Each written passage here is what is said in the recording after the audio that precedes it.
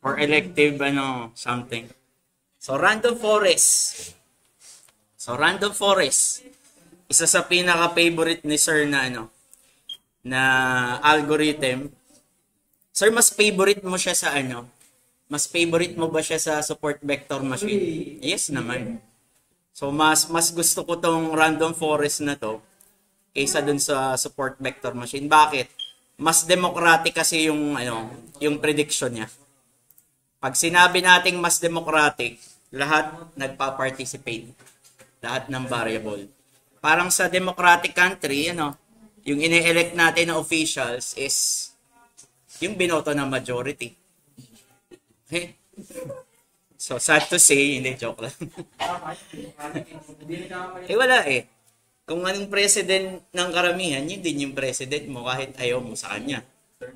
So, kailangan mo na lang makisama.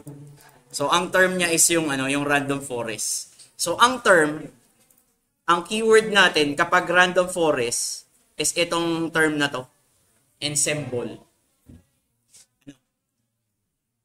Pag sinabi mong ensemble, pinagsama-samang boto. Pinagsama-sama, magkakaibigan kayo, sasabihin nyo, ensemble of friends. So, halimbawa, meron kang kaibigan nung high school, ibang faction mo nung high school, ganun naman nangyayari. Then may ibang faction nung high school, nung nag-reunion kayo, nagsama-sama na kayong lahat. So, ensemble modeling. So, yun yung magiging keyword natin. Sir, may difference ba siya sa decision tree? Actually, decision tree din ito. Iba lang yung mechanism ng random forest. Okay? Mas marami siyang group ng decision tree. So, makikita nyo mamaya na hindi lang isang decision tree yung i-create natin. Pwedeng 100 decision tree. Based sa 100 decision tree, magbobotohan yung 100 decision tree kung anong magiging outcome mo. So, mas democratic to. Kung mas democratic siya, mas maganda yung magiging prediction. Hindi ka kasi nagiging bias sa isang tao lang o kaya sa isang feature lang. Okay? So, yun yung inner working ng random forest. So, again, meron din siyang random forest regression. Again, pag ipipredict mo yung numbers, meron siyang equivalent na regression. Kasi hindi na natin ginagawa yung regression. Bakit? Tinuruan ko na kayo ng time series eh. Yun na lang gamitin nyo. Kung wala namang component ng time, edi gamit kayo ng random forest regression. Basta ang value na ipipredict mo is numbers. Parang linear regression, yun lang yung sample ko ng regression. Kung number ipipredict mo, gagamit ka ng regression. Kapag categorical lang prediction, edi classification. Okay? So, paano nangyayari yung random forest? So, bakit daw hindi enough yung isang decision tree? Imagine mo yung decision tree na North Korea. Iisang tao lang ang may hold ng power. Si Kim Jong-un na ba? Kim Jong-un. Tatay niya, Kim Jong-il. Tapos yung nauna, Kim Il-sung. Kim Il-sung, something. Okay? So, pag sinabi ng authoritarian leader na may kasalanan ka, patay ka na sa kanila. Kumbaga, wala nang due process. Okay? Ang motivation ng random forest is para ma-improve yung decision tree. Dapat, hindi isang tao lang ang nagde-decide kung ano yung magiging prediction. So, imagine mo, democratic country to. So, sa klase natin, meron tayong around 39. Magbobotohan ba tayo? May pasok ba tayo? Wala. And usually, ganun ang ginagawa niya. Papasok ba tayo kay... hindi. So, magbobotohan kayo, syempre. Halimbawa, 20 against 19. Ay di, 20 ayaw pumasok, 19 gusto. So, ang mangyayari, i-engineer nyo na ako. Kasi nagbotohan na kayo eh. Okay? So, may problema kasi kapag isa lang yung decision tree, gaya nito. Ang usapan natin, decision tree, yung ginawa natin last time, iisa lang. Ayan. Sample, yan lang yung magiging decision tree. Ang nagiging problema ng decision tree is ganito. Hindi lahat ng feature ng variable mo is nabibigyan ng opportunity na mag-participate. Malay mo, yung variable na yun ay hindi ganun ka-importante. Okay? So again, ulitin ko. Ang decision tree, hindi lahat nabibigyan ng opportunity to shine. Hindi natin kinoconsult yung variable. Wherein sa random forest, mamaya ipapakita ko kung paano siya nagwo-work. So, yung root node will always be the same. So, ganito sa ordinaryo na decision tree, yung root node, laging yun at yun lang. Wala nang iba. Siya lang yung masusunod.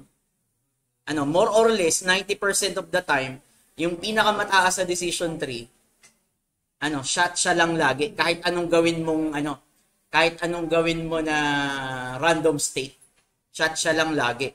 What if, bigyan natin ng opportunity lahat ng variable na mag-shine? Pwede silang maging root node. Bibigyan natin ng opportunity. Halimbawa, variable x, laging root node. Sa random forest, bibigyan natin yung variable a, b, c na mag-shine. Pwede silang maging root node at some point. Okay? So, root feature has huge influence over tree. Kapag yun at yun lagi yung root node mo, maapektuhan syempre yung nasa ilalim. Parang ang nangyayari, lahat kayong blue at saka nung pink ay susunod lang kayo sa gusto ko nung orange. Masyadong authoritarian, totalitarian, parang ganun. Fascist, gaya ni Hitler. Ay, fascista. So, ang gagawin natin, magtatry tayo ng adjustment rules. So ganun pa rin. Since ito nga ay decision tree pa rin, ang measurement pa rin natin is gene impurity. Pero randomly, kailangan mag-participate lahat ng variable. Hindi necessarily lagi ka nasa root node. Pwedeng yung ibang variable nasa second level, pwedeng nasa third level, pwede yung sa decision tree 1 is nasa hulihang level, sa decision tree number 2 is nandun na siya sa unahan. So randomly pick. So sample. However, sabi nito, marami tayong pwedeng gawin dun sa hyperparameter. Single decision tree is still limited. So may potential siya na mag-overfit yung data. Para bang yung sinabi ko before, wala na siyang ibang alam kundi i-predict, kundi malignant cancer na lang. Parang nakaset na yung mind niya na kahit anong i-feed mo na data, hindi magbabago yung isip niya. Yung tinatawag na overfitting. Anong isang example ng overfitting? Magtataka na kayo pag nagre-research kayo kung 100% ang accuracy. Minsan mag-doubt ka na. Kasi mas maganda sa prediction may variation. Hindi laging 100%. Sabi ko nga, kino-question lagi kapag 100%. So, ang gumawa ng random forest ay, alam ko, Vietnamese siya. Babae. Kaya pala ang gulo ng random forest. Babae pala umimbento nito. Vietnamese kasi. Joke lang. Kaya pala ang gulo ng random forest. Babaeng naka-invento. Alam ko Vietnamese siya. So usually pine-present to sa sa mga conference. Gaya nung ginagawa ko, nagpe-present ako ng mga research ko. So hopefully someday nasa presentation din ako. Nasa presentation din ako ng ibang professor na itong si ganyan ay ganito ang ginawa nung ganitong conference. Yes, minsan. Okay, 1995. So, ganito nag-work ang random forest, Ganito. Kung titingnan nyo yung star, pansinin nyo yung star, pansinin nyo yung may mga star. Yung decision tree natin sa baba, itong tatlong star lang na to ang nag-shine during that time. Binaliwala natin itong variable na to at saka ito. So, na pwede naman akong mag-contribute, for example, sa magiging prediction natin. Pero ang nangyari, sa 5 friends, na-isolate yung dalawa, parang out of place sila. Okay. So, ibig sabihin, 3 tao lang yung nagde-decide kung anong gagawin. Wala tayong pakialam dito sa part na to. Parang taken for granted natin yung dalawa. Yan yung ordinary na decision tree, So, what if ganito daw yung gawin natin? Okay, gaya niyan. Sinabi ko na, hindi siya nag-participate. May time kasing ganyan. So, ganito yung gagawin ng random forest. Pipili ako ng subset ha. hindi ko pipiliin yung 5. What if pipili lang muna ako ng 3? Based from sa 3 variable lang, random pick, is gagawa ako ng sarili kong decision tree. So next step, pipili ulit siya ng another subset. Pansinin niyo yung may mga highlight. Gagawa ako ng sarili kong decision tree. Then another one, pipili ako ng ibang highlight. 3 variable, iba-iba yung position. Then ilalagay ko dun ikakabit ko dun sa node. Ulitin ko So ganito yung random forest. So may napili kang variable, yan yung decision tree. Nag-participate ulit, ikakabit mo dun sa ilalim, then merong uling randomly pick, variable 1, 3, 4. So ilalagay mo dun sa ilalim. Okay? So in that way, nako-consult natin lahat. Lahat nagsha-shine. May opportunity to shine. So yan yung random forest. Ganyang karami lalabas yung decision tree. Sir, paano siya nagde-decide kung sinong mananalo? Halimbawa, magde-decide tayo kung male or female lang. Halimbawa, itong random forest 1, ang decision natin dito ay male. Halimbawa, sa random forest 2, nag-decide tayo na female. Then halimbawa, ito yung male, female, at saka female. So, ano magiging natin? Prediction. So, female. So, susundin natin kung ano yung terminal node na nagsabi na mas marami yung female. Sir, paano pag tabla? Male is 2, female is 2. Paano nagtabla? Paano yung voting niya? Di gaya din nung ginawa nating algorithm. Pipili siya kung ano yung unang instance na makikita niya. Bawa sa dataset, nauna kong makita yung male, yun na yung magiging prediction niya. Okay? Pag nagbobotohan tayo, yung mas marami ang mas magiging prediction natin. So kung napapansin nyo, ito din yung napapansin nyo. Pansinin nyo yung root node. Yung root node dito is the same. Yung root node dito is iba na. Ibig sabihin, may time to shine itong violet at saka yung pink. Hindi lang laging yung light orange ang susundin natin. Okay? Based sa selection ng variable mo, halimbawa, ito lang 3, may sarili siyang root node. Halimbawa, pinili ko ito lang, tsaka ito, may sarili siyang root node. May chances na itong dalawa is magkaiba. Kasi, nag-sample lang tayo ng variable. So, nagigets ba? So, ganun yung random forest. Sana nagets nyo yun, Decision tree din siya, pero marami. Yung unang ginawa nating decision tree, isa lang. Ito lang, for example, yung susundan natin. Wala nang iba. Okay? So, yan yung random forest. So, yan. Yan ang sinasabi ko. Kung sinong lamang sa voting, ay di yun yung magiging classification. Y is equals to 0. So, ganyan nagwo-work ang random forest. Kapag naman numbers ang pinipredict mo, pag numbers, halimbawa, 10, 13, 11, i-average mo lang yung 3. Kung ang pinipredict mo yung numbers, continuous value. Okay? Ano pang ginawa niya dito? Ito, in-improve na lang nila yung random forest. So, tingnan pa natin kung anong meron. Ito. So, syempre, may random forest tayo. Iba't iba yung hyperparameter. Pero ang tingnan nyo lang, ang importante lang sa hyperparameter ng random forest is ilan yung decision tree na gagawin mo. Okay, meron tayong max depth. Ano ibig sabihin ng max depth? For example, meron akong ganyan.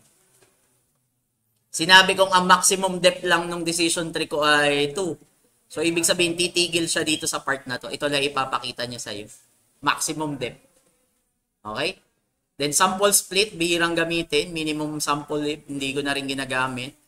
Itong max feature is naka-automatic. Pero, para sa akin, ang imo-modify natin is yung N estimators. Ilang random forest yung magbobotohan. Then, yung maximum features. Sir, ano ulit yung maximum features? Ilang features yung kakailanganin mo para makapag-create ka ng random forest. So, halimbawa, meron akong 1, 2, 3, 4, 5 variables. Ilan yung pipiliin ko? Halimbawa, dalawa-dalawa ba muna? Dalawa-dalawa. Dalawa-dalawa. So, yun yung maximum features. yung pinakita ko sa inyo kanina, ba, 3 lang muna yung nag-participate. E di, based from 3 variables, gagawa ako ng decision tree. Halimbawa, kung max features mo ay 4, based on 4 variables, gagawa ako ng decision tree. Yun yung ibig sabihin ng max features. Okay, yun yung isasample natin. Dalawa lang, n-estimator lang tsaka max features. Ay laban na. So, yun yung ginagawa namin. So, yung criteria naman, lagi naman tayong Gini impurity. Wala naman tayong binabago dyan. So, ito, na lang. Tingnan ko na lang meron pa. Ito, ano lang to. Masyadong detalyado lang.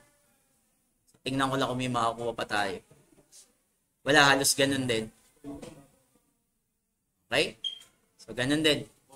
So, yun yung random forest. So, next, implementation niya. Haba ng code. Medyo mahaba yung code, So, ito ang implementation ng random forest. So, ang gagawin natin ngayon, tayo ay nasa field ng, sabihin na nating cybercrime. Ewan ko part siya ng cybercrime. So, ang natin, sa financial ito meron tayong mga banknote. Banknote. Pinapadaan nila sa UV light. Then, may mga measurement ka. I-identify natin kung tunay o fake. Hindi ko alam kung yung banknote ba is equivalent sa pera. Banknotes Data banknote authentication. Class 0 ay tunay. Class 1 ay fake. Okay? So, gagamitin natin siya sa forensics. Maraming kumakalat na banknote ngayon, pero merong kang historical data niya. Pwede nating i-identify siya kung fake or tunay. Kasi 'di ba may UV naman? Wala akong ganong equipment pero meron akong ganitong data. Okay? So ano yung mga variable? Hindi ko rin ma-explain kung ano 'yan. Tunay, fake. Okay? So variance, wavelength.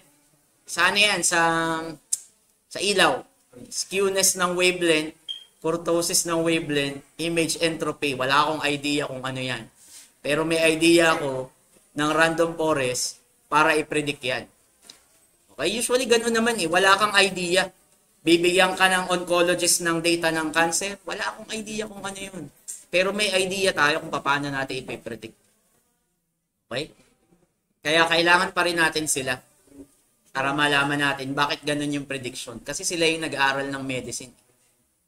Okay? Pero kaya natin i-explain sa kanila bakit ganito yung nagiging prediction. So, question mo na. Target, 0, tunay. Class 1, walang fake. Okay? So, observe mo muna. Imagine mo, nandito na tayo sa final exam. Pag wala kang nakikitang categorical value, hindi ako kukuha ng get dummies. Number 1 rule. Pag nakita mo puro numbers na, automatic modeling na agad. Ngingiti ka kapag walang categorical values. Hindi ako dadaan kasi sa label encoding. Diretso modeling ito. Okay? May missing data ba? Ganyan ang gagawin nyo sa lab. I-identify nyo kung may missing data. Chances are, meron talaga.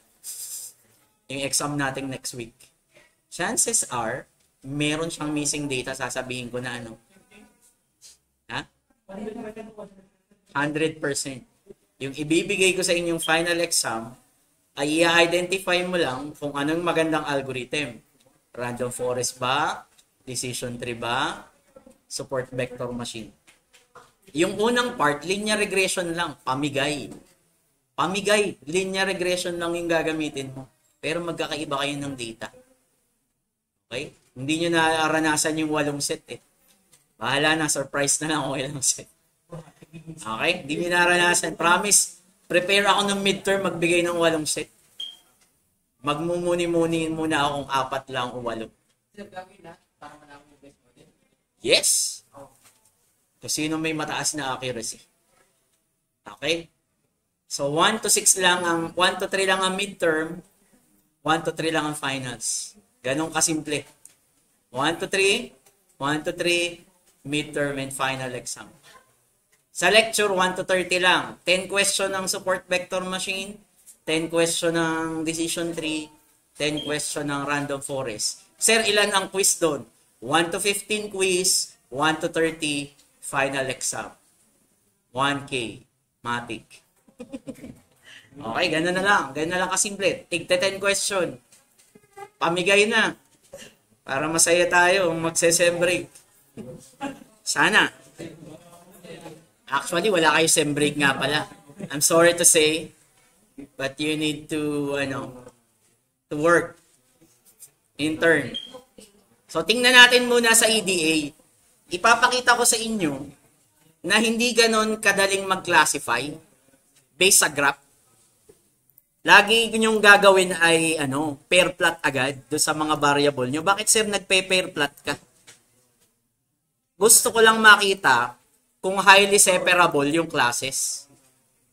So tingnan mo kung highly separable siya. In terms ng variance wavelength at saka skewness wavelength, may overlap. Naghahanap kasi tayo ng separated yung variable tama? Pag well separated siya, ibig sabihin makaklassify ko siya ng maganda. Pero kung titingnan mo yung variable, nag-overlap siya. Okay. Pero wag ka. Ilan yung accuracy nito? Hula. Around 95 and 96. Pero kung titingnan mo yung graph, parang sasabihin mo around lang yan 80% to 85. Kasi nag-overlap yung mga variable. Yun yung power ng random forest. Kahit na nag-overlap yung variables, hindi mo kakikitaan ng clear separation, makikita mo na kayang-kaya niyang i-predict accurately. Kasi kinoconsult niya lahat ng variable, lahat nga nagsashine. Okay?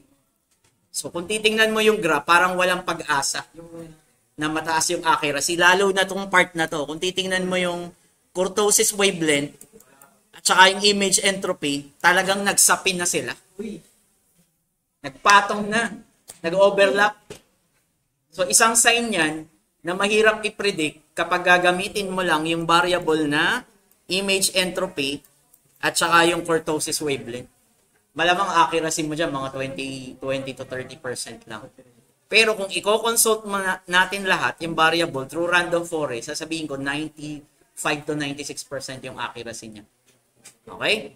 So, tiningnan lang natin. So, yan.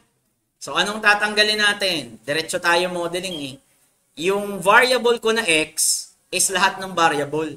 Tatanggalin ko lang yung class. Ginagawa na natin yan. Yan yung magiging x. Ayan, itong 4 lang. 1, 2, 3, 4. Sir, kailangan bang i-scale? Know when to scale and know when to not scale. So, ano yung mga algorithm na kailangan kong i-scale? Logistic, SVM, KNN. Tama. Ano yung algorithm na hindi ko kailangan na i-scale? Decision tree, random forest, linear, kung isa lang ang variable niya, diretso na. Pero kung multiple linear regression siya, dalawa, pwede mo rin siyang i-scale. Pero hindi ko kayo bibigyan ng multiple linear regression. Simpleng linear line lang. Okay? So again, KNN, logistic regression, support vector machine, kailangan mong i-scale. Lahat ng decision tree, hindi. Ano lang iiwasan mo sa decision tree? Meron akong string na data. Categorical. Halimbawa, male, female. Halimbawa, Island Torgensen, Island Bisco. Yun na iiwasan natin. Kailangan i-label and code ko siya. Ha? Oh, parang ganon. So, ang magiging y ko ay di 0 and 1. Ginagawa na natin yan lagi. Ang x ko ay yung 4. Yung y ko ay di yung class. Pansinin nyo, diretso tayo ng modeling. So, train test split. Ako yung magde-decide. Kayo mag-alala. So, 20% testing, random state 101. So, ito, standard operating procedure natin yan. So, ito yung random forest classifier. Part siya ng ensemble. Hindi siya sklearn.tree. Ensemble modeling kasi ang category niya. So, ito yung ensemble plus applicable sa kanya yung random state. Hindi ko sinasabi sa lab na lalagyan mo ng random state lahat. Where applicable. Hindi kasi siya applicable sa logistic at saka sa KNN. Ano? Pag naman nilagyan mo ng random state tapos sinabi niya error, no random state hyperparameter, ibig sabihin hindi pwedeng gamitin. O, dilagyan nyo na nga naman lahat. Pag nag-error, titanggalin mo. Ganun lang kasimple. Okay? Sir, ano yung I-model? Initial model muna.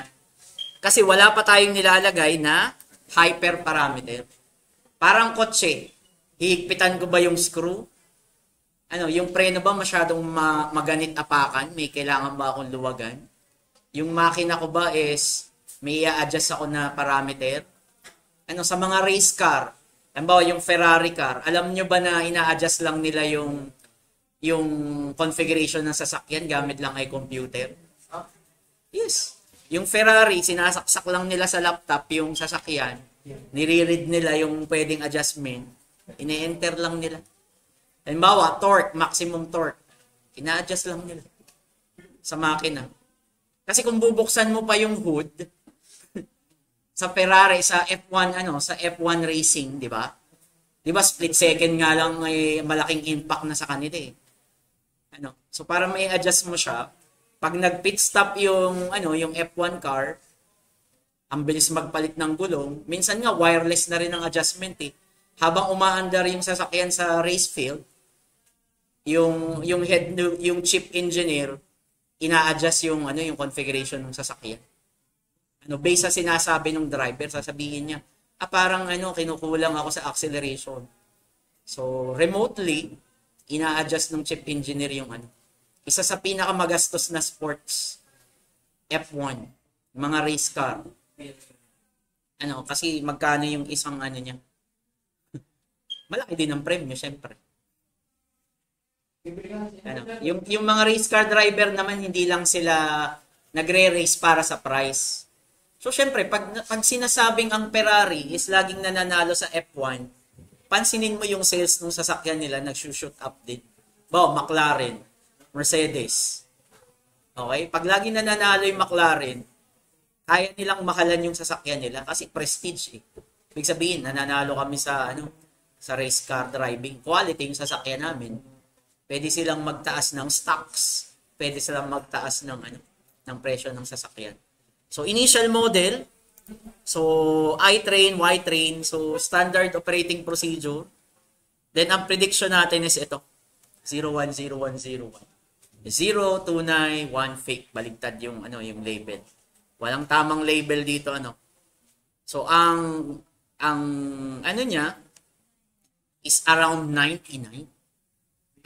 So, ulitin natin. Baka nakukuryente lang tayo. So, umpisahan ko mula umpisa. So, kaya pa ba nating i-beat yung 99? Ang taas na nga eh. So, hintayin lang natin. Medyo matagal yung pair plot. Okay? So, kung mapapansin nyo, based dun sa pair plot natin, parang walang pag-asa. So, naka-achieve tayo ng at least 99%. Pero mo 1% lang yung error ng prediction. So, ibig sabihin, pwede kong gamitin yung dataset kung merong mga fake banknote na around. Saan siya magaling mag-predict? Saan siya magaling mag-predict kung titingnan nyo? Pipiliin mo by precision o pipiliin mo by recall? Tingin ka na sa F1 score. Para hindi ka na malito. So, mas magaling siyang mag-predict ng tunay kaysa sa fake. Lamang lang siya ng 100%. Kung i-average mo siya, edi 99. 275 yung natin, test data. So, ibig sabihin, 99%. Ang tanong, kaya pa ba nating i-improve? Kaya ba nating i-improve? So, ang gagawin natin, gagamit tayo ng grid search pa rin. N-estimator.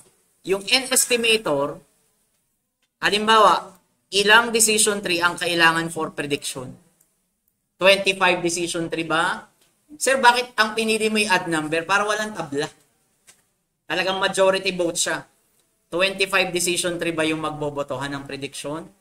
65, 101, 129, 201. Kahit ilan ang ilagay mo, okay lang. About 301.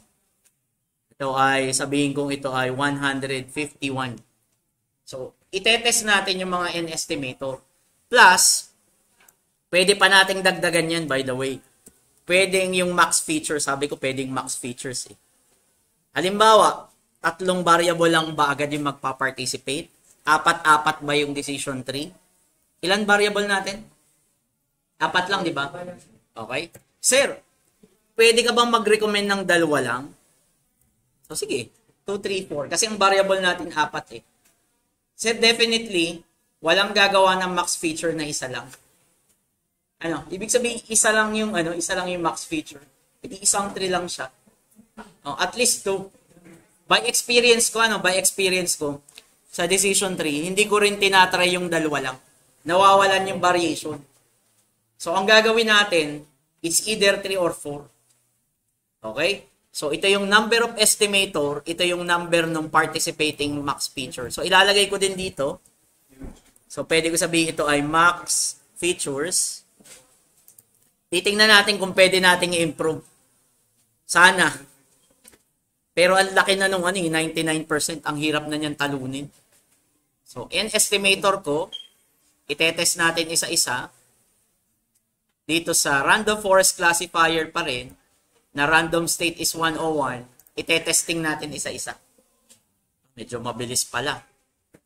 Okay? Then, ipipredict natin based sa napili niyang magandang model. Hindi pa natin nakikita kung ano yung magandang model. Pero may napili siya dyan, for sure. So, yan. Sir, bakit matagal? Tinetest niya isa-isa. 25, 65, 101, 151, 201. So, sinesave niya yan. Sige, yan. Medyo matagal lang talaga.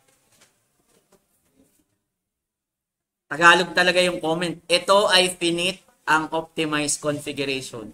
Kung optimize nga. Sir, paano kung bumaba pa siya? Paano kung bumaba pa? Okay, doon sa default natin. Anong pipiliin mo? Yung default. Anong number ng estimator by default? 100. Okay? Kapag wala kang nilagay, balik lang ako dito sa unahan, ano?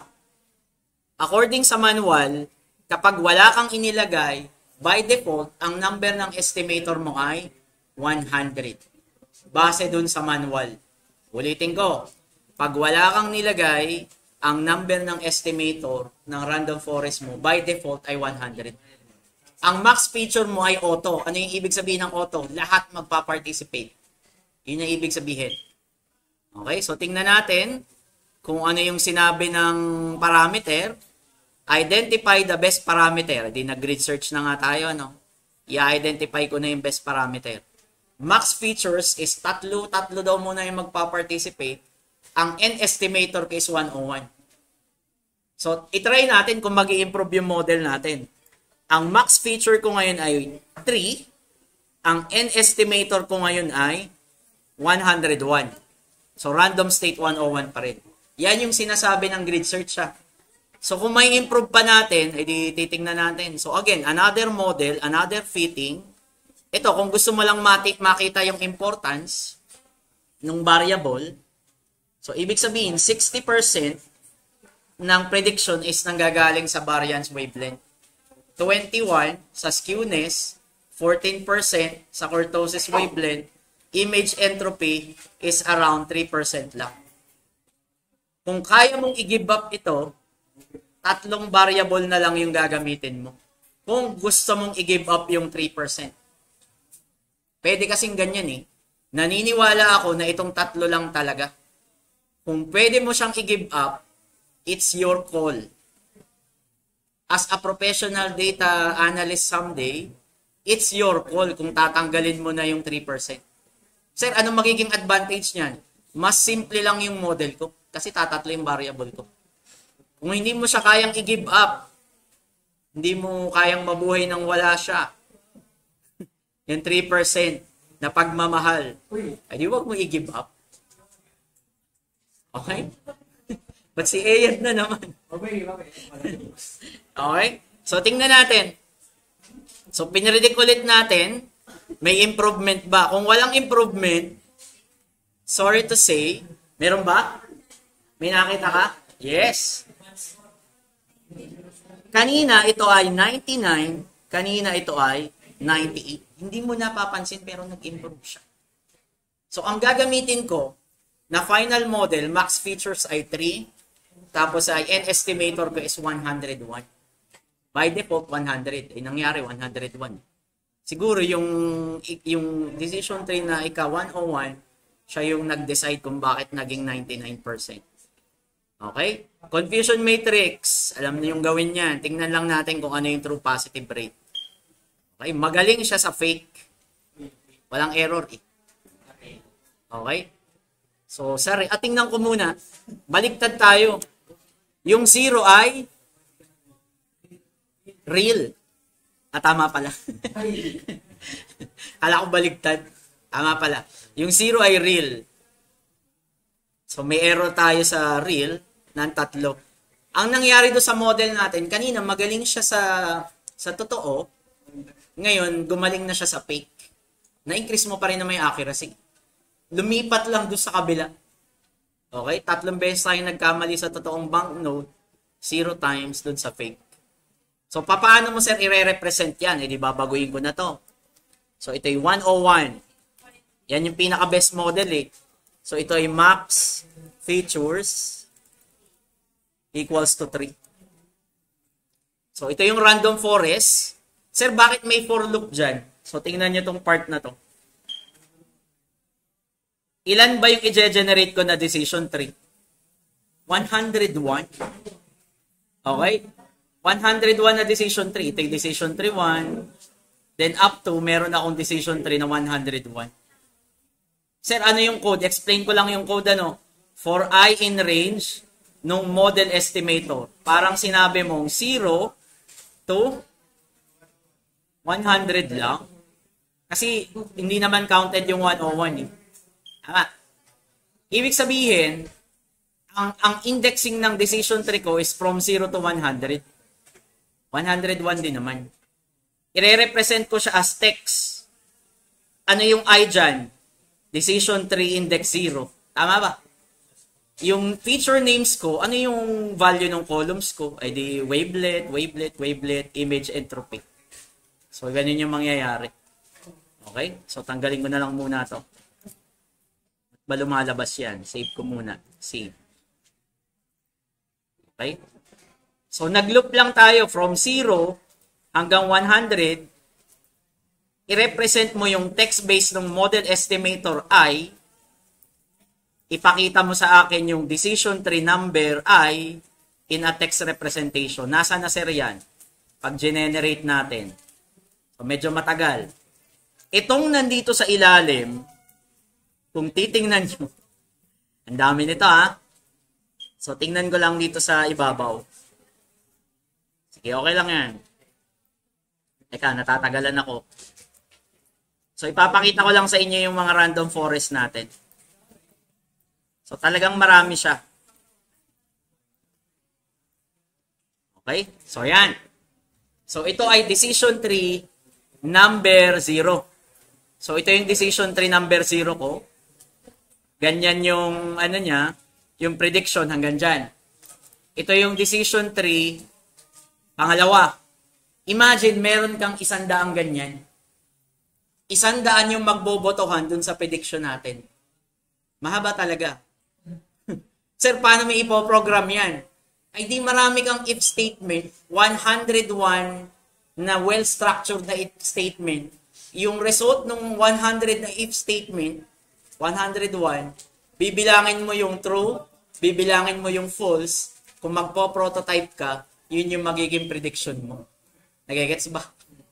Ang haba ng program. Pero ang maganda dyan, if statement lang siya. Yun ang maganda doon. If statement lang siya.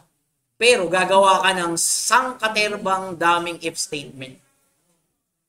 Yung magiging result ng 101 if statements na marami pa rin if statements sa loob, yun yung magde-decide ng prediction. Oh. Sa weather prediction, ang ginagamit nila kung uulan o hindi is random forest. Kahit tanungin mo yung tagapag-asa. Nagmo-model sila kung aaraw o ulan. Random forest ginagamit nila. So whether random forest. Pag hindi, edi ensemble modeling. Pwede kasing ensemble. I-discuss ko na lang siya next sem. Pag sinabing ensemble modeling, yung result ng KNN mo, yung prediction ng KNN mo, then yung prediction ng logistic regression mo, then yung prediction ng decision tree, then yung prediction ng random forest mo, pwede kong pagsama-samahin yung 4 na model. Mas maganda yun. Nagigets ba ako? Pwede mong pagsama-samahin yung prediction ng support vector, logistic, k-nearest neighbor, at saka random forest. Ensemble modeling. Mas powerful yun kasi 4 na agad yung nagde-decide. So, meron akong 101. So, para maniwala kayo na 100 yan, punta tayo dun sa pinaka-last na data sa ilalim. So, medyo mahaba talaga ang, ang code. So, ito, 48 pa nga lang tayo. Wait lang ha. So, 48. So, yung pinaka-last niya, eh di sir, mahirap i-trace dyan manually yung prediction. Yes, mahirap nang i-trace. Kasi 100 na yung nagbobotohan. So, kung titingnan niyo yung pinaka-last index nito, yan yung decision tree number 100. Plus, kung papansinin niyo yung root node, pansinin niyo yung root node, ito ay variance wavelength. So, titingnan mo yung iba, variance wavelength, same. May point dyan na mag-iiba yan. Variance wavelength. So, hanap tayo ng ibang root node. Yan, no? Naging skewness wavelength. Kasi yung napili niyang 3x3 na variable, halimbawa, variable 1, 3, 4, ang pinili ko ay di variance wavelength. Pag pinili ko ay 1, 2, 3, skewness wavelength, yung nagdo-dominate. Ibig sabihin, lahat nagpa-participate. So, kung titingnan mo to, variance wavelength, skewness wavelength, dadalawa lang halos, variance pa rin, variance, ibig sabihin yung variance wavelength talaga. Skewness at some point, skewness pa rin. So, kita mo na agad sa mga decision tree kung anong dalawang variable yung contributory do sa prediction. Sir, paano ipapakita siya graphically? Kaya bang mag-graph in one shot 100? Hindi. Sad to say, hindi tayo pwede mag-graph in one shot ng maramihan. So, ang gagawin mo, ipo-provide mo yung index number, plot tree, model estimator, decision tree 0. So, ito yung itsura ng decision tree 0. Kung titingnan mo siya graphically. Yan. So, ise-save ko lang. Medyo malaki kasi pag random forest. Ang lalim. Ang lalim ng decision tree, halos hindi na makita. Sir, paano kung gusto kong makita? Diba tinuruan ko naman kayo mag-adjust ng DPI? So, halimbawa, ang DPI nito ay 400. Okay, 400. Kasi hindi na natin makita. Wag 1K, masyadong malaki. Hindi ko na makita yung image eh. So, DPI, palalakihin lang natin. Then, try natin model estimator 45 kung ano itsura niya. So, medyo matagal siya, malaki yung image. So, save ko lang ulit. So, ito yung decision tree mo. Sir, yan lang ba ang magde-decide? Hindi. Ito ay isang vote pa lang. Okay? Ang nasa taas niya ay variance wavelength. Real. Okay? So, pwede mo siyang baguhin. Qualified hanggang 100. Hindi na pwedeng 105. Kasi wala na akong decision tree na 105. Hanggang 0 to 100 lang ako meron. So, pwede rin yung ganun sa text. Ay di, lalagyan mo siyang if statement. Na kailangang specify mo lang. Baguhin mo yung length. Halimbawa ay, yung start mo ay di from 45 hanggang 46. Pwedeng ganun na lang. Ang i-edit mo dito ay di yung nandun sa ibabaw. Kung i-generate mo siya ng text ang range mo gawin mong 0 to 1 lang. Pwede naman halimbawa, sasabihin ko 0 to 1. Hindi ang i-generate mo lang, hindi isang decision tree lang. Tama ba? Parang bibigyan mo lang siya ng ng specific range. Range from 0 to 1. Malamang isa lang i-generate niya. Ang ginawa kasi natin, 0 hanggang yung kung anong sinet natin number ng estimator. Ganyan yung pero ibabalik ko na, ano. So, ganyan lang yung gagawin mo kung gusto mong specific lang. Pero, sabi ko nga, mahirap magbasa ng text. Okay? Mahirap magbasa ng text. Halimbawa, gusto ko yung ika-100 na estimator, gusto ko makita yung decision tree. Sir, nung nag-depends ka ng PhD mo, gaano kakapal yung documentation? Gumamit ako ng at least 179 na decision tree. So, ipiprint mo yung decision tree sa appendix na 179 times. Appendix ko pa lang, thesis nyo na. 179 pages. Yung ano pa lang, yung each decision tree. Eh, wala pa dun yung mga result in details. Eh, di ang kapal, sir. Ang kapal. Ganito siguro. Hindi na nga kinaya ng bookbind. Ring bind na. Okay? So, ganun siya kakapal. So, ayan. Wala na ata ako internet. Pero yun yung point ko. Ang pwede mo lang i-generate kung ang estimator may 101 is from 0 to 100. So, ganun lang ang mangyayari. Okay? So, tingnan natin sa baba. Ito. Alam niyo naman mag-predict ano kapag may sample data. Hindi ko na ito iraran, ano, ayaw na pating mag-run. So, ito yung sample data. Dalawa. Nag-predict tayo. Ito ay tunay. Ito ay fake. 0 and 1. So, pinaganda lang natin, no? Kinoncatenate ko lang. Ito ay tunay. Ito ay fake. So, ganun lang mag-predict ko. Question number 3 yan sa exam. O kaya number 2. Ano ang prediction mo sa data na ganito? Una, anong model? Yung part to ano? Anong model yung best? Anong prediction mo sa data na to? Then, yung last question is, bahala na ako. Okay? So, try ko lang kung may internet pa ako, no? Hindi nagraran yung code, eh. So, parang nawalan. Okay lang. So, yan yung sample number 1. Ito naman yung sample number 2. Ito, tunay ito na, ano, tunay ito na research. Actually, napakita ko na ata sa inyo to.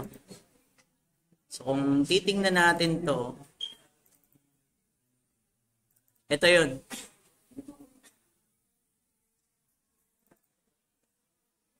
Diyan ang galing yung result. Yan, o. Research yan. Early prediction ng Electronics Engineering Licensure Exam using random forest.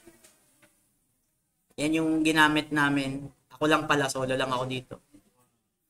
So, yan yung variable. Dami, di ba?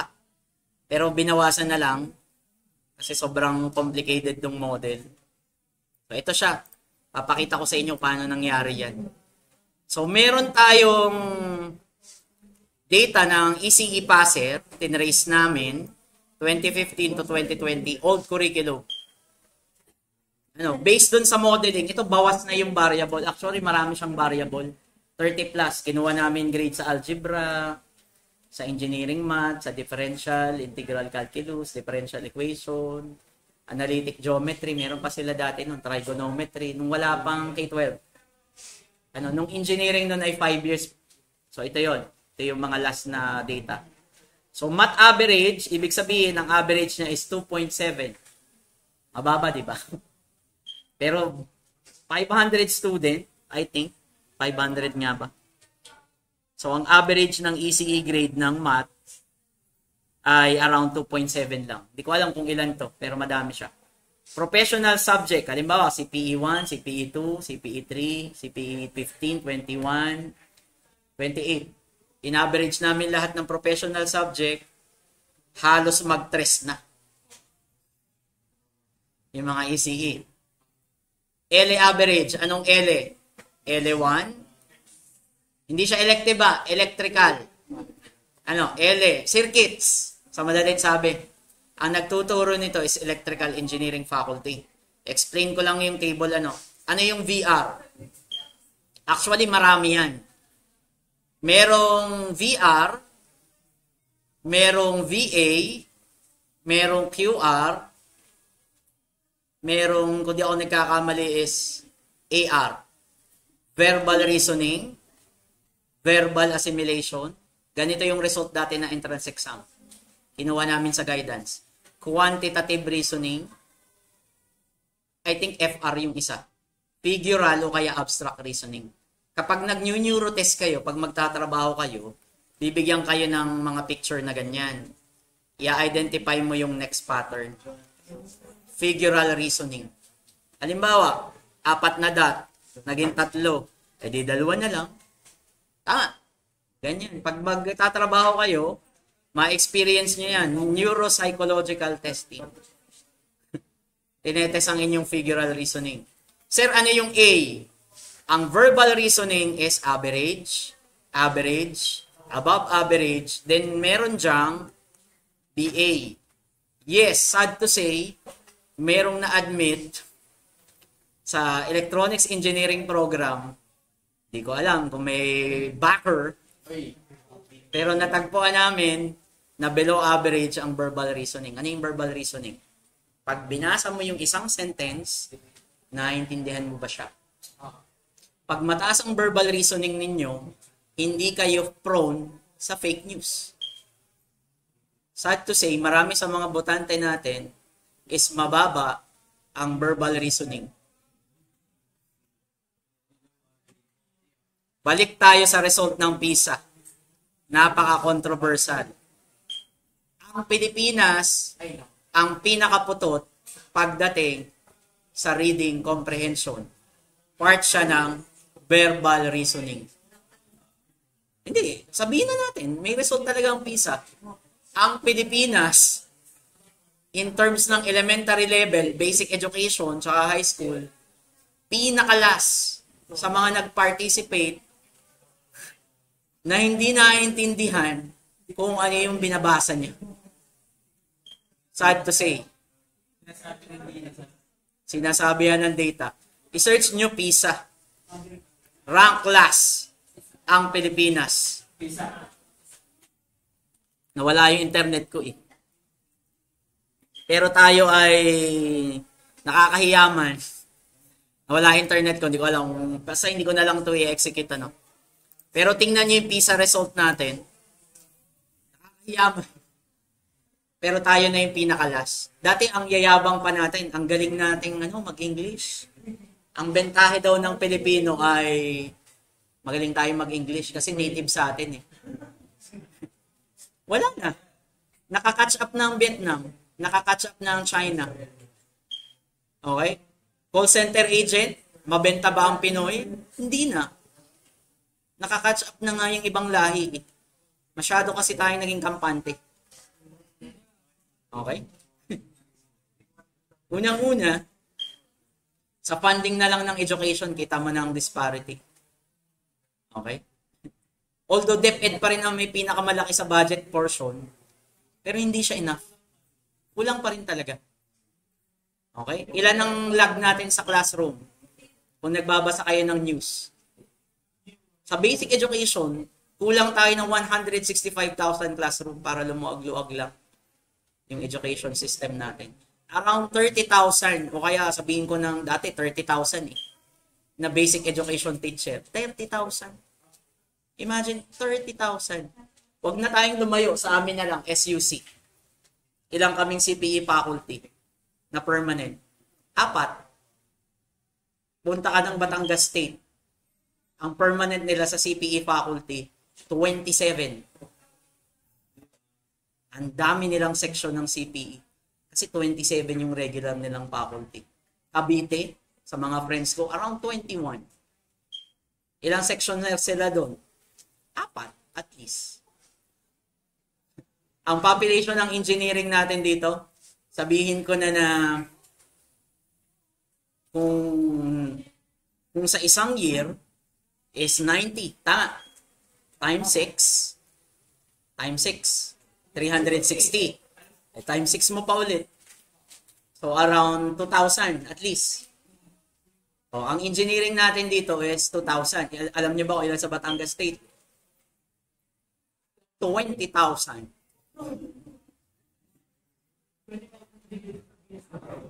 Kasi malaki ang pondo nila.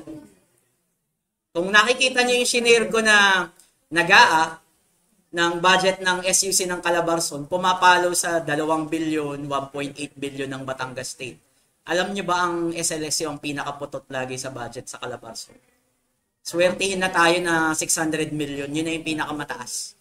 Nag-a-average lang tayo kalahating milyon. Ano yung kalahating milyon sa 2 billion ng Batangas State? Tsaka 1 billion. Okay? Anong sumunod sa atin sa budgeting? LSPU. Kung irarank natin, Batangas, pinakamalaki. Sunod, Cavite. Anong kasunod? Rizal. URS. LSPU. Minsan nagpapalitan LSPU at saka URS.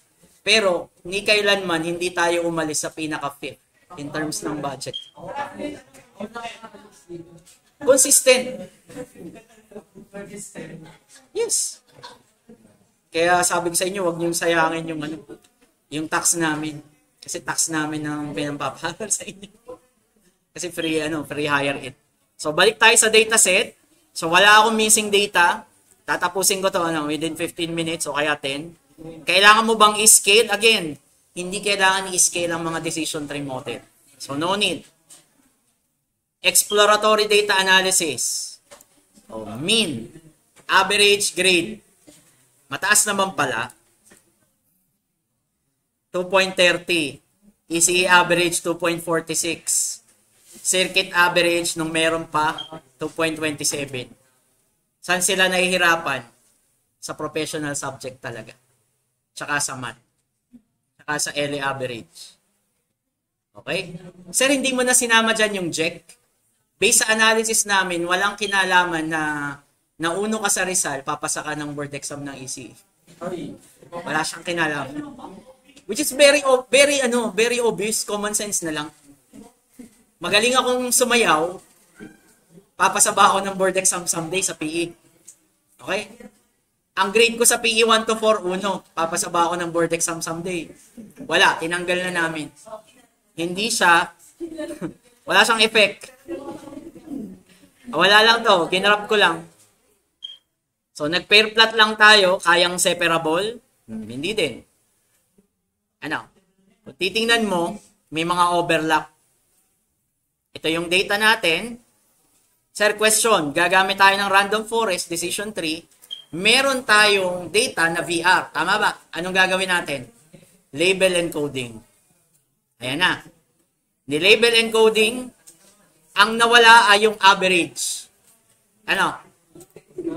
Above average, below average, kapag hindi ka belong sa dalawa, ikaw ay average. So, label encoding. Okay? Ito, correlation matrix lang. Tinindang lang natin. Ito ay correlation. Ibig sabihin, pag mataas yung ECE average mo, 89% of the time, mataas din yung math average mo. Correlation, positive correlation. Isang unit ng pagtaas ng math average ko is merong kinalaman sa pagtaas ng ECE average. Correlation lang. Math average in terms ng LA average, 84. Mataas pa rin. So, ibig sabihin, itong tatlong variable na to is related sa isa't isa. So, yung ibig sabihin nun, correlation. Kung gusto nyong i-plot siya ng 3-dimensional, gamit kayo ng Plotly Express. Ang data ko is X, Y, Z. Hindi ko na in-refresh, pero ito yung graph niya. Okay? So, kung yung support vector machine mo ay 3-dimensional, pwede mong i-graph siya na 3-dimensional. Sisilipin mo siya. Okay? So, 3D. Plotly Express lang yan. Ito siya, Plotly.express as PX. PX, scatter 3D, XYZ. Color ay passer. U. Yun yung yun nyo. No blue, yes red. Okay, 30%. Splitting. So, tingnan na lang natin. Alam nyo nang gawin to. Ang accuracy natin is 96%. Ang question is ganito. Ano ang nagde-decide? Usually, 96% kung papasa ka ng board exam mo hindi. Ano daw? Kung titingnan ko yung model natin, sa variable feature importance, verbal reasoning. So, anong explanation dyan? Kapag mataas ang verbal reasoning mo, kalahati ng board exam, may chance ka na. 51% of the time, papasa ka na ng board exam. Sir, bakit verbal reasoning ang nagiging culprit? Sabi ko nga, ang Pilipinas ngayon ay putot sa reading comprehension. Ay pag ba nagbo-board exam ka, di ba worded problem naman ang pinapaano sa iyo? Okay?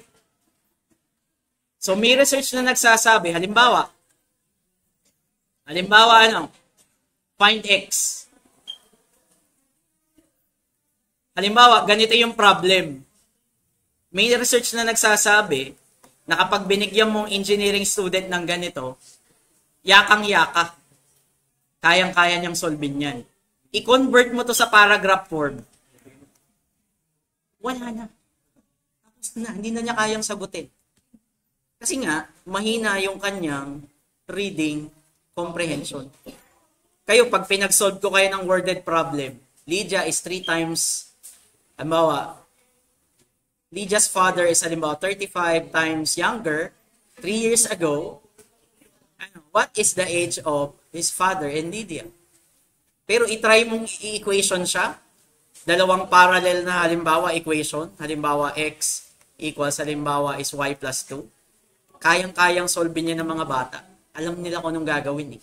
Magme-method ako ng elimination o kaya substitution. Gawin mong worded problem itong part na to at saka ito. Finish na. Although alam niya, kaya niyang sagutan, hindi niya kayang i-project kung ano yung ibig sabihin ng paragraph. Okay? Yan yung nagiging problema ng board exam. Magaling tayo sa mga equation kapag given na mahina tayo sa paragraph, i-convert mo siya sa mathematical form.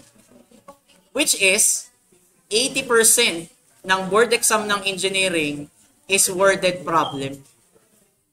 So, anong gagawin mo sa mga estudyante natin? Huwag ka lang mag-focus na i-train sila pure technical. Kumuha ka ng English teacher, turuan kung paano intindihin yung paragraph. What is as?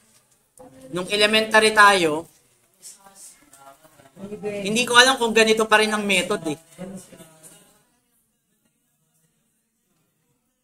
Lumaki kami sa pag magsosolve ng problem, ganito. Okay? Alam ko na yung sagot, excited na ako. Di sa totoo lang, nung grade 6 ako, alam ko na yung sagot. Ayaw nung teacher ko na diretso ako sa solution. Isusulat mo muna, what is as, what is given, mayroon pang pangatlo, limot ko na, anong operation yung gagawin mo. Para sa akin, mas effective. Kasi lumaki ako sa ganito eh. Pagdating sa mathematical problem solving, pag lumaki kayo sa ganito, parang ang dali lang. Kung nasanay kayo niyan. Okay? At saka yung, tinrain kami nung teacher namin na contextual clues. Ano ibig sabihin ng contextual clues?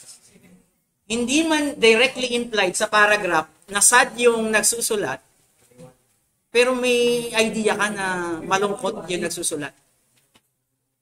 Kapag mahina ka sa ganyan, very prone ka sa fake news.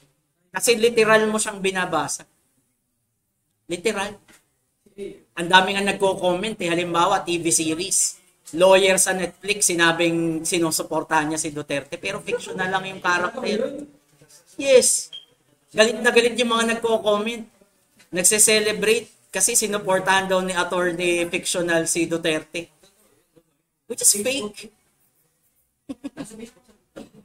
Diba may mga ganun, lawyer chorba-chorba sa isang Netflix series, sinabi niya na hindi daw dapat hinuli sa Duterte. Yung mga nagko-comment, mga DDS, agree ako dyan. Hindi nila alam, fictional lang yung character. God. Kaya nakukuha tayo sa budots eh. Nakukuha tayo sa 5,000. Buti ngayong eleksyon, di tayo nakuha sa budots lang. Okay? Ayoko mag-blame, sa totoo lang. Atin-atin na lang. Pero ang mga mahirap kausap is yung mga baby boomers. Yung matatanda na. Ay, nako. Kapag Gen Z, napaka-proud ako sa Gen Z sa inyo ngayon. Ano? Dumadami na kasi ang Gen Z voters. Yung mga Gen Z kasi, hindi siya prone sa fake news. Sanay na sanay kayo dyan eh. Ang nagiging problema natin, yung mga baby boomers, yung mga 50 years old and above. Bakit baby boomers? Kagagaling lang sa, sa World War. Nag-boom. Madaming inanak. Okay? Kami mga millennials, sabihin ko 50-50, may nape-fake news pa rin sa amin. Pero sa darating na eleksyon, 2028, so ilang milyon na may madadagdag na Gen Z. Kayo yun, kayo ang pag-asa namin. Yeah. Para baguhin ang bansa na to. Okay? Ayokong pangarapin, gusto ko mawala talaga sila. Kasi ito, pansinin nyo, kapag may mga fake news, mga matatanda usually ang nabebate. Ano, mga matatanda ba ang nagko-comment agad? Yun na nga eh. Dapat may Facebook by age category, ano? Baway, FB for Gen Zs, FB for Millennials. Maghintay na lang tayo. Sana ma-witness ko pa mawala na sila lahat. Hindi, sa totoo lang, ito talaga nagiging problema natin. Mga baby boomers. So, same din naman. Okay, 97. So, same din yung process. So, ito yung decision tree nyo. Yung random forest. Medyo complicated. Ilan ang generate ba natin dito?